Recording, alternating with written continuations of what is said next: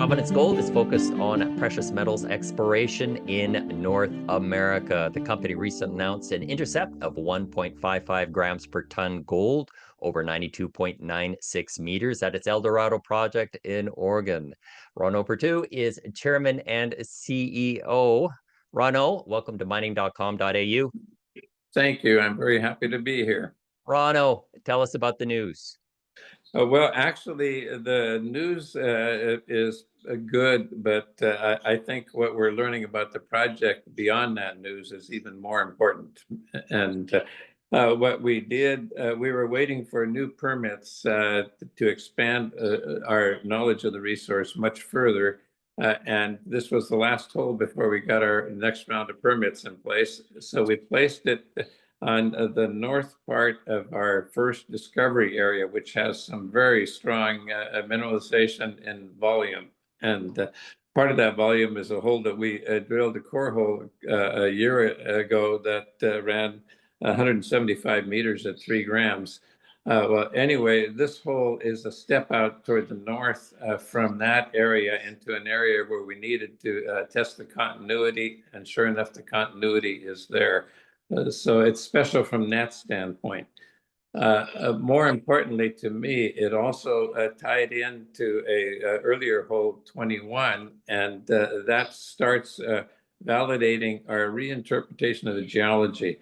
Originally, we had thought that everything was standing on end because of hole 1 and other holes, and instead what we're finding out that most of the mineralization is sub-horizontal. It's very moderately dipping, which, by the way, improves our ounces dramatically, but also improves the mineability characteristics, and it starts tying these areas together.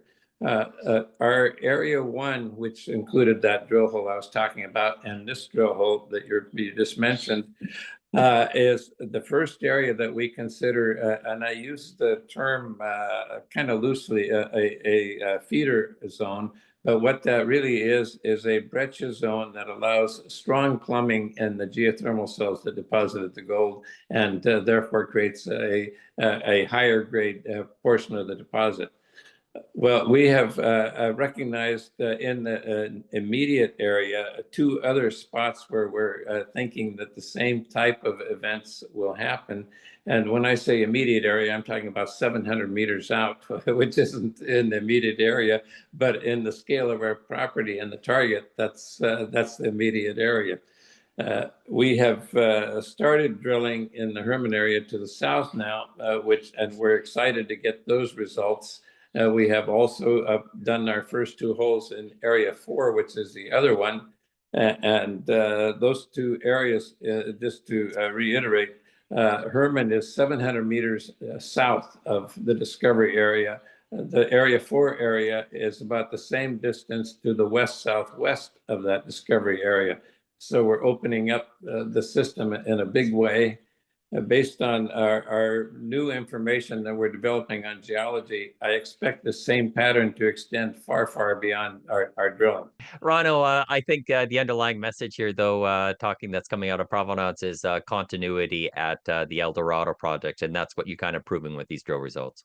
That is very much the case, and not just continuity. I think I love the fact that we're getting open pit grade in thick intervals on the holes in between. I don't know if most people recognize, but half a gram is about the average for most open pit mines, for instance, in Nevada and the world. And with the current price of gold and lack of new discoveries, that has dropped down to as low as 1/10 of a gram. So when we're talking about our multi-gram areas and our half-gram areas between areas, we're talking about a very, very attractive piece of real estate. Can you talk a little bit about the metallurgy that you're seeing there, Rauno? One of the things that I really am impressed with is not just the size of this property, but the potential economics of this property. And one of the key factors in that is going to be recovery. As you probably know, most of the Nevada mines have recoveries in the 65 to 75% in the oxides, and then they have to figure out how they're going to get it out of the refractory sulfides.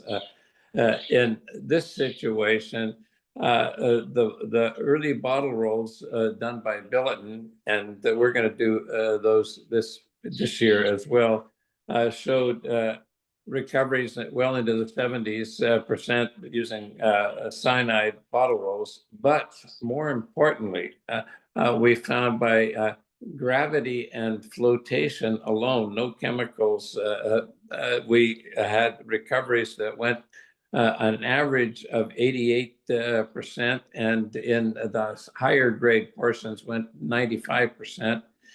That matches historic data from Billiton and from ICANN. It also matches historic recoveries from our new Eldorado East property, where the old-time miners were saying about half of the gold was free milling, and the other half they were able to recover by mechanical means.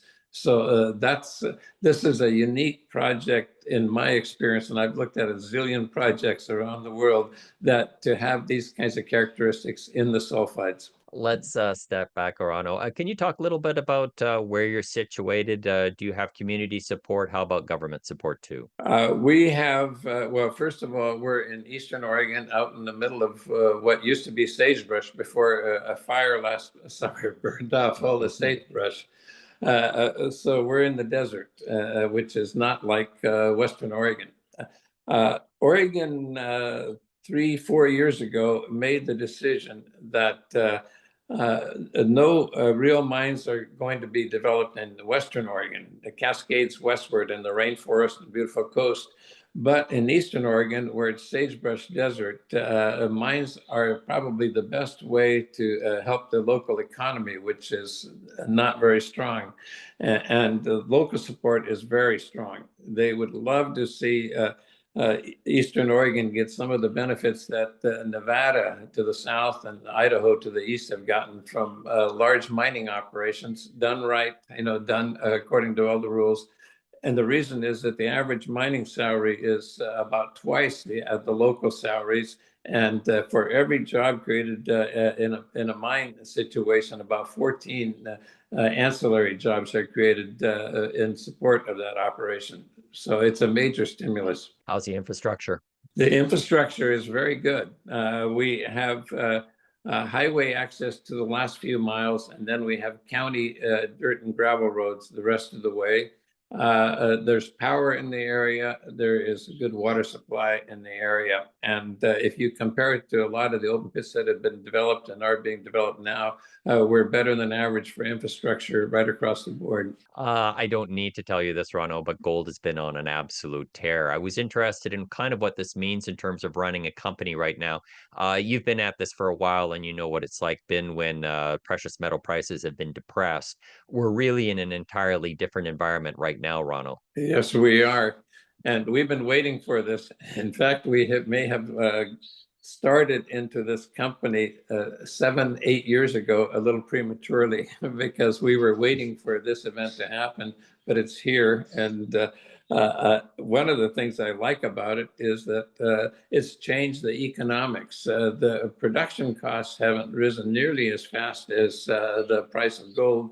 So what used to be the average half a gram for an open pit mine, it's down to as low as 1/10 of a gram being economic today. You compare that to our multigram, and you can see why I'm saying this is an economic major project, more so in some ways than just the ounceage. Lastly, let's go back to the project. What are going to be some milestones, some stock catalysts over the next 12 months, Rauno? Well, first of all, we're waiting for the assays from the Herman area. We're waiting for assays from Area 4. We are bringing a core rig out in a week to core so we can look at the geology of first the Herman area and then Area 4 in more detail. And we are also going to be setting up for a major expansion program next year with this data. That major program next year, we're going to be hoping to get to the point where we can do our first reserve calculation, including parts of these areas. But I'm always a little concerned about that because when you do a reserve estimate, people assume that's the size of the deposit. In this case, that estimate would be on the first beginning area. And when you look at our drilling area now, in the area that we call West Eldorado, it's a postage stamp on a large envelope. Then you look at Eldorado East, which is going to be tackled next year, and that area is 2, 3 times the size of Eldorado West. So we have an elephant on our hands as far as size, and I think as far as the gold system. The reason I'm saying that is I understand a whole lot better the mineralization, the source of the mineralization, the host rocks, and it's the diorite and the contact of the diorite with the surrounding host rocks, and that system extends across both properties. It's going to be a major play. Rauno, thank you very much for your time. Thank you very much, and hope I didn't talk too much on it, but I am very, very excited about this project. My name is Michael McRae, and you're watching mining.com.au.